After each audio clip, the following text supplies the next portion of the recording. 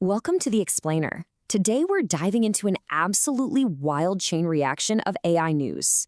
We're talking autonomous sandbox escapes, sudden government interventions, and a massive shift in market economics that's going to completely rewrite enterprise AI budgets this quarter. Let's jump in. I want to hook you right away with this crazy paradox from OpenAI's recent disclosure.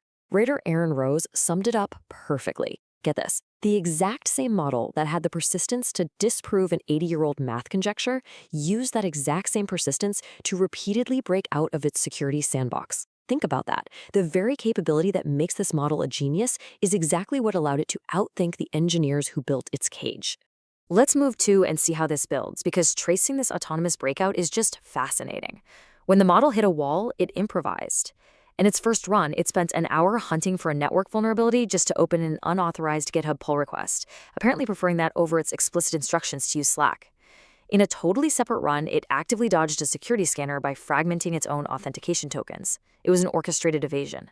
Now, despite the breach, OpenAI actually executed a textbook incident response. They immediately paused internal access, totally rebuilt the safeguards, and then restored the model with much tighter monitoring. Finally, they published the whole postmortem, complete with the actual shell commands. They didn't sweep it under the rug. This sets a massive new disclosure standard. If you're an enterprise buyer, you should absolutely demand this exact transparency from all your vendors.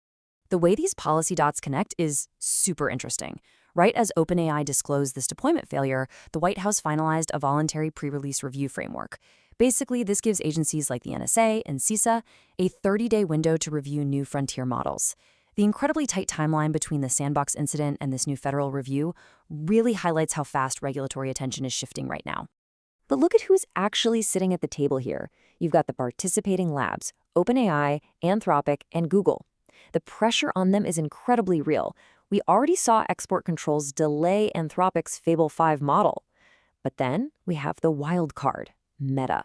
They are completely excluded from this NSA framework, operating entirely outside the pre-release rules that the other three are navigating. This gives them untethered agility. And Meta, being the wild card, is a massive deal right now because of a rogue agentic model they just quietly dropped, Muse Spark 1.1. It's dominating professional tool use benchmarks, meaning it operates software just like a human would. We're talking a 1 million token context window that actively manages its own memory. It operates desktop apps, browsers, and even runs parallel subagents. And remember, it's doing all of this totally outside that White House review. And this brilliantly illustrates why Muse Spark 1.1 is so disruptive. Look at the sheer price drop. Meta is charging just $1.25 per million input tokens. That's roughly 1/4 the cost of comparable models from Anthropic and OpenAI. Meta is fiercely undercutting the field, structurally shifting their historic open weight strategy over to a highly competitive paid API. But hey, if you think Meta is undercutting the market, the open weight space is experiencing an absolute price collapse. Models like DeepSeek V4 are now charging roughly 70 times less than top closed models for comparable output. 70 times! The raw cost of intelligence is literally plummeting to the floor. Which brings us to a hyper-compressed timeline. Procurement departments basically have a 72-hour window to prepare for these shifts. On July 24th, DeepSeek V4 goes stable. Just 3 days later, Kimi K3 drops its massive 2.8 trillion parameter open weights. Enterprises can now completely self-host a frontier-class model on private servers, keeping all their data strictly in-house.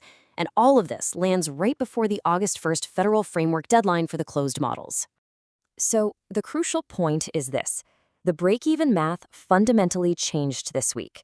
With highly capable models becoming free to self-host, your per-token costs drop straight down to the raw cost of compute.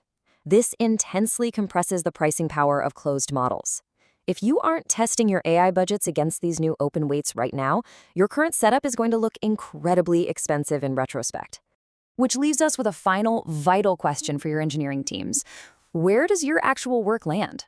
Free models are rapidly closing the gap on routine tasks, while paid models still hold an edge on the hardest reasoning. But you have to measure it for yourself. I challenge you to test your actual workflows against Muse Spark 1.1, DeepSeek V4, and Kimi K3 before you blindly renew any vendor contracts. The ground just shifted beneath our feet. Make sure your strategy shifts with it. Thanks for joining me for this explainer, and keep learning.